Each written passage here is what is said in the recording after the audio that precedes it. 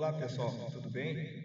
Conforme me apresentei anteriormente para vocês, meu nome é Eduardo Gonçalves Xavier e, juntamente com a professora Débora Cristina Michele Lopes, seremos responsáveis nesse semestre para conversar com vocês sobre suínos. E isso acontece dentro das disciplinas Zootecnia de Suínos, que é ofertada para o curso de Medicina Veterinária, Suinocultura para o curso de Zootecnia e Sistemas de Produção de Não Ruminantes para o curso de Agronomia. E para evitar ficar um slide carregado como esse aqui, com todos esses títulos, nós vamos utilizar como padrão aqui esse slide, então, Zootecnia de Suínos, mas poderia ser também Suinocultura ou Sistema de Produção de Não Ruminantes, uma vez que o assunto é o mesmo. Mas esse é um nome mais antigo, né, que a disciplina já teve, então a gente vai manter como padrão e utilizaremos a partir de agora, então, com esse nome. Mas, por favor, que nenhum dos cursos se sinta de forma alguma desprestigiado. É só para evitar ficar um slide muito carregado ali com informações, certo? Então, para falar de suinocultura, a gente costuma brincar, nada melhor do que começar pelo começo. E quando a gente fala do começo, vamos falar sobre a origem do suíno. E com relação à origem, existem duas teorias, basicamente, que tratam a respeito da origem. Uma delas é a teoria mais antiga, que data de 1910, a teoria de Samson, também chamada teoria da origem única. Por quê? Porque, segundo esse pesquisador, seria o javali europeu o ancestral único e direto do suíno que nós temos na atualidade. E esse pesquisador, ele baseou a sua teoria dizendo que o javali europeu e o suíno atual, eles teriam a mesma fórmula vertebral, ou seja, 7 vértebras cervicais, 14 vértebras torácicas, 6 vértebras lombares, 4 vértebras sacrais e 22 vértebras caudais ou coxígeas. Também, segundo esse pesquisador, o javali europeu e o suíno atual teriam os mesmos caracteres de crânio e mesmos caracteres de exterior. E quando a gente fala em caracteres de crânio, seria o tamanho da cabeça, o modo como ela está inserida no pescoço, o perfil frontonasal, que vai da testa até a ponta do focinho. Caracteres de exterior seria o tamanho do animal, por exemplo, seria, por exemplo, a caixa torácica, a sua forma, seria a formato do pernil também, além de outros aspectos. Então, segundo esse pesquisador, o javali europeu, então, era o ancestral único e direto. Com o passar do tempo, se verificou bastante variação, principalmente aqui no número de vértebras caudais, número de vértebras lombares do suíno, além de caracteres de crânio e de exterior, dependendo do local onde o suíno se encontrava, do continente em que se encontrava, havia essas variações. Isso deu origem a uma nova teoria, teoria da origem dupla, ou teoria de Deschambre, que é a teoria mais moderna e mais aceita na atualidade. Segundo essa teoria, o suíno doméstico seria o produto do cruzamento do javali asiático, que é o Sus indicus ou Sus vittatus, com o javali europeu, o Sus scrofa-ferus. Então essa é a teoria hoje mais aceita, né, que se fala a respeito quando se fala sobre a origem do suíno em si. Aqui não é difícil de vocês visualizarem, né, nesse desenho qual seria o javali europeu e qual seria o javali asiático. Olhando aqui esse da direita, vocês veem um animal de porte menor, os olhinhos pequenininhos, puxados, a orelha pequena também ali, né, pontiaguda, e é bem claro aqui que esse aqui se trata do asiático, é o tipo asiático, né? Bem típico de um chinês, de um japonês. E na esquerda aqui, se vê um animal de um porte maior, assim, parece um viking, né? Um animal que tem uma estrutura corporal maior, bem mais acelvajado, as orelhas maiores, a presa saindo para fora da boca aqui, ó, as presas. Uma caixa torácica bem ampla, capaz de abrigar coração e pulmões num espaço bem amplo, permitindo ao animal desenvolver grandes velocidades em curto espaço de tempo. Um animal com muito pouca gordura e bastante músculo, né? Um anterior bem desenvolvido, um posterior capaz de ajudar a manter essa velocidade que ele é capaz de imprimir. E um pescoço bem muscular aqui, de modo que permite que a cabeça, o animal possa dar várias cabeçadas contra o seu inimigo, e também tendo essas presas aqui que funcionam como navalhas, que fazem corte bastante profundo. Então aqui é um representante do javali europeu e aqui do javali asiático. Então, que segundo a teoria de Deschambre, o suíno atual seria produto do cruzamento desses dois grupos de javalis aqui. Segundo esse outro pesquisador aqui, o Cornevin, todas as formas porcinas elas são fecundas entre si, são diferentes morfologicamente e do seu cruzamento se originam animais que continuam reproduzindo, ou seja, são animais mestiços e não híbridos. Por que isso aqui é importante? Muitas vezes a gente pensa, tá, de onde surgiu o javaporco, por exemplo, que a gente tem aí na volta, e que hoje é um grande problema, não só aqui no Rio Grande do Sul, mas no Brasil inteiro e em outros países também. Nada mais é do que isso, são animais diferentes morfologicamente, tu pega e analisa hoje um suíno domesticado e olha o javali europeu, por exemplo, são animais de condição corporal, estrutura corporal bem diferente, porém são fecundos entre si. E desse cruzamento de animais diferentes morfologicamente, se dá origem a uma ninhada de animais que ainda assim reproduzem, são animais mestiços. Aí você deve estar pensando, tá, mas como que esse javali lá da Europa ou da Ásia veio parar aqui no Rio Grande do Sul e deu origem ao javaporco? Existem muitas, existem muitas conversas a respeito, né, sobre como esses animais vieram parar aqui, mas nada registrado, assim, documentado. Isso tudo são conversas de roda de chimarrão, por exemplo. E o que me foi passado não é diferente também. Segundo me foi dito, existia um fazendeiro uruguaio aqui que era muito rico e que tinha um amigo que era sultão lá na Ásia. E toda vez que ele ia visitar o sultão na Ásia, eles saíam para caçar. Era o hobby do sultão lá, a caçada. E o fazendeiro uruguaio ia junto, fazia a caçada de animais de grande porte, dentre eles do javali.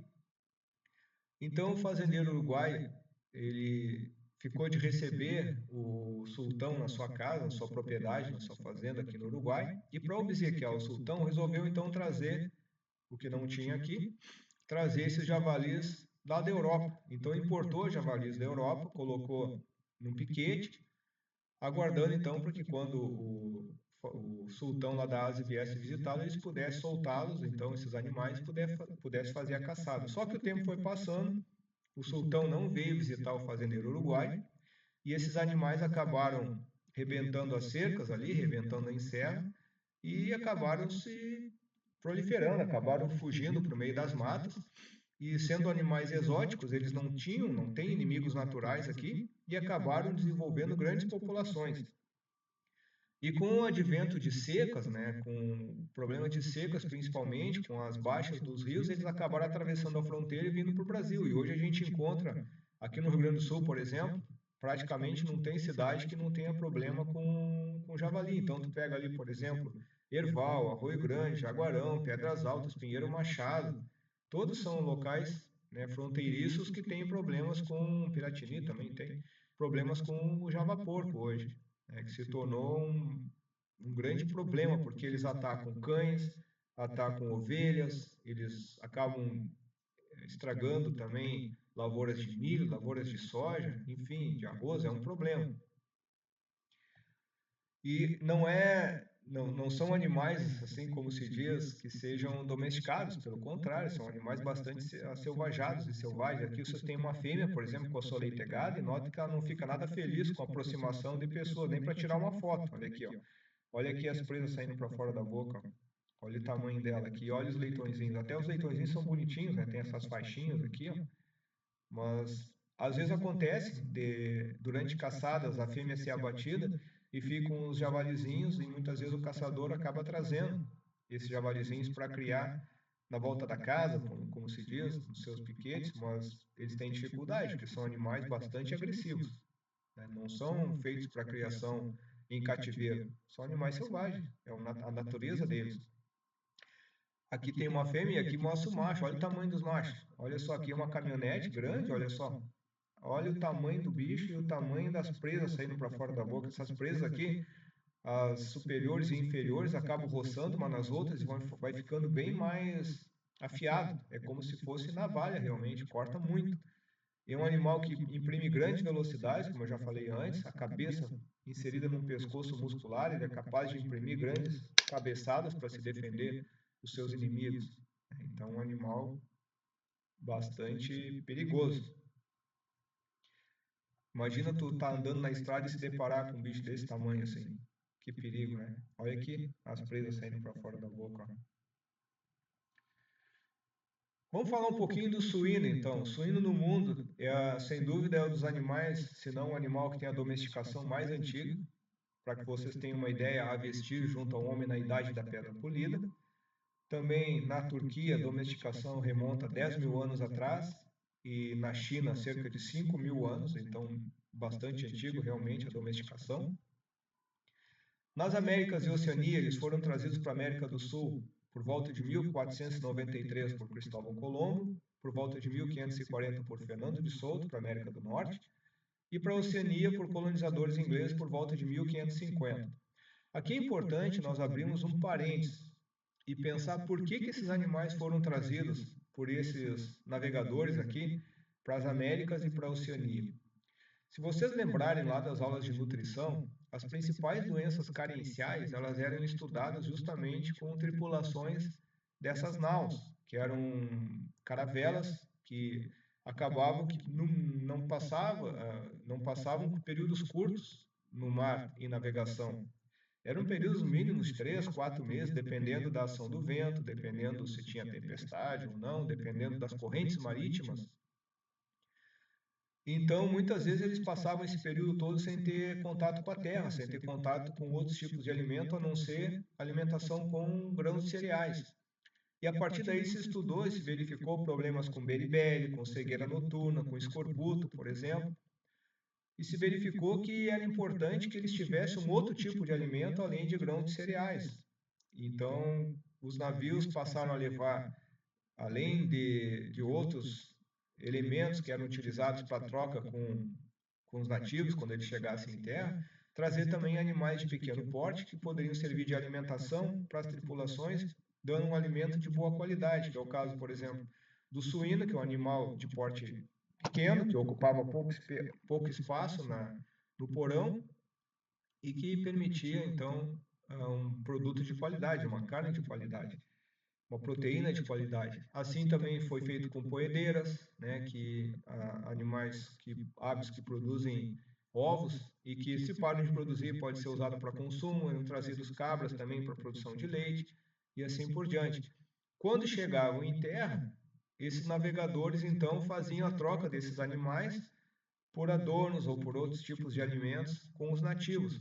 No Brasil não foi diferente. No Brasil foram trazidos por volta de 1532 por Martim Afonso de Souza, também com esse objetivo de serem trocados pelos nativos, pelos adornos e outros alimentos que os nativos tinham à disposição aqui. E a partir daí era uma criação bastante primitiva.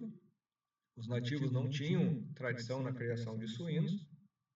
Muitos acabaram escapando para as matas e formando grupos independentes. Então aqui é importante abrir um outro parênteses também para falar que aqui foi da onde surgiu a origem das principais raças do Brasil. E quando eu falo raça do Brasil, não é Lajoie, Landrace, Duroc, Pietra, essas são raças estrangeiras para nós. Eu me refiro aqui a Tatu, Macau, Mouro, Piau, por exemplo, que são raças tipicamente do Brasil.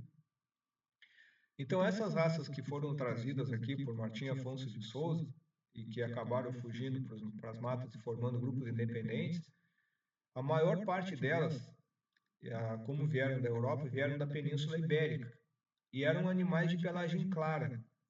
E aí vocês notem a dificuldade que tinham esses animais de conseguirem se camuflar. Por terem pelagem clara, no meio do mato, eles eram muito mais fáceis de serem detectados e de serem visualizados pelos animais maiores, acabavam sendo abatidos, né? Os de pelagem escura conseguiam se camuflar melhor. Um outro problema para os animais de pelagem clara eram com relação a efeitos do sol, assim como acontece conosco, que se a gente não tomar os devidos cuidados quando vai para o sol, acaba tendo queimaduras bastante fortes, bastante intensas e que machuca muito, pode levar a um processo infeccioso. Os animais de pelagem clara também tinham esse problema.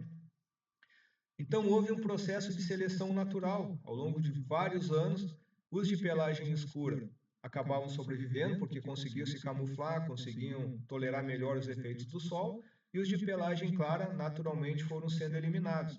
Então esses foram os que deram origem às raças do Brasil, e vocês vão ver quando estudarem raças que a grande maioria das raças brasileiras são de pelagem escura ou pelagem manchada, mas não de pelagem clara, em função dessa origem aqui que a gente está falando. Foi só no início do século passado, então, que foi feita a importação das primeiras raças melhoradas aqui para o Brasil, todas de origem inglesa. Então veio a raça Berkshire, que é a raça mais antiga do mundo, uma raça inglesa, a Tamworth, também uma raça inglesa bastante antiga, a Large Black, veio também a raça Yorkshire. Opa, Yorkshire não é nome de raça de cachorro? Pois é, são raças que vêm do mesmo condado, do condado de Yorkshire. Então tem uma raça suína também chamada de Yorkshire, que muitos confundem com a Large White. Depois vieram as raças Poland China, que é de origem americana, não sei porque o nome China não é chinesa, é Poland China. Duroc Jersey, olha só, o nome de Jersey não é o nome de uma vaca, vaca Jersey, é o mesmo caso da Berkshire, né? Desculpa, mesmo caso da Yorkshire, é do condado de Jersey. Então, o nome completo do Duroc é Duroc Jersey. Nas décadas de 30 e 40 vieram as raças faixadas, são pretas com aquela faixa branca que vai das cruzes até a ponta do casco, a raça alemã, a Lancashire, a raça europeia Wessex e a raça americana Hampshire, todas elas faixadas, como eu falei antes. Na década de 50 vieram as raças Landrace e a raça Montana. A raça Landrace, a raça Duroc, a raça Large White hoje são cosmopolitas, né? Então, não só aqui no Brasil, mas toda a América e vários outros países. Mais recentemente vieram as raças, então, Pietran e as linhagens com características bem específicas. Não se preocupem nesse momento com todos esses nomes aqui, vocês vão ver com bastante detalhe depois na aula sobre raças. E para que nós possamos finalizar a aula de hoje, vamos falar um pouquinho sobre a classificação zoológica do suíno. A classificação que nós usamos como base aqui é de Esminger, que data de 1973. E qual é a importância dela? A importância é para vocês verem o quanto nós somos parecidos com os suínos, ou enquanto os suínos são parecidos conosco, e também porque já foi perguntado alguma parte, ou algumas partes da classificação zoológica em concurso, por exemplo, do Ministério da Agricultura. Então, isso acho que é importante a gente conhecer, não que a gente vá cobrar em prova, mas é importante passar para vocês. E vamos ver o quanto nós somos parecidos com os suínos, então. Assim como acontece conosco, o suíno faz parte do reino animal, é do tipo ou filo cordata. O que significa isso, tipo ou filo cordata? Cordata vem de corda. Ah, nós temos corda, o suíno também tem corda? Sim, temos corda. Uns mais corda do que outros? Não. Aqui quer dizer corda dorsal ou coluna vertebral. Então, os suínos, assim como acontece conosco, têm a coluna vertebral. Então, é do tipo ofilocordato. Classe mamália, né, são animais mamíferos em geral, que quando nascem se alimentam, então, do leite produzido pelos tetos da mãe. Nascem a partir, então, de um parto. Fazem parte da ordem dos ungulatos. Então, o que significa isso? Perdão. Ungulato significa unha na ponta dos dedos. Então, assim como acontece conosco, o suíno também tem a unha na ponta dos dedos. A subordem Artiodactyla bunodontes, isso tudo para dizer que são de unhas pares, né? Então, o suíno tem unhas pares, ele não tem o casco fendido, como o casco do cavalo ou o casco do búfalo. Ah, mas eu conheço um suíno numa propriedade X lá que tinha o casco fendido. Isso pode acontecer através por exemplo, através de consanguinidade, mas o suíno, dentro da sua classificação, ele tem unhas pares, não tem o casco fendido. A família Suíde, o gênero Sus, as espécies selvagens Sus scrofa feros e Sus vittatus, e a espécie doméstica Sus scrofa domesticus. Então, pessoal, por hoje era isso. Eu agradeço aqui a paciência de vocês, espero que o vídeo tenha ficado bom. Se vocês tiverem alguma dúvida, entre em contato conosco através do fórum, através do WhatsApp, através de e-mail. A gente vai estar sempre à disposição de vocês aí. Bons estudos!